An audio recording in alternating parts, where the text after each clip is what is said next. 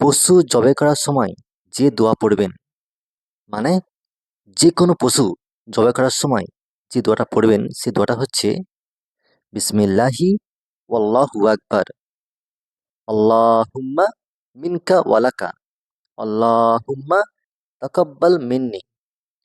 যার মানে হচ্ছে আল্লাহর নামে আর আল্লাহ সবচেয়ে বড়।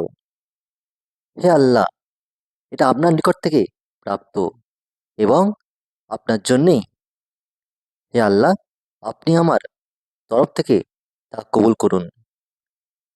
রেফারেন্স: তিরমিজি পঞ্চম খণ্ড হাদিস নম্বর ৭৪১, আহমেদ চতুর্থ খণ্ড হাদিস নম্বর ১৯৫৮৬, আবু দাউদ চতুর্থ খণ্ড হাদিস নম্বর ৫০৪০।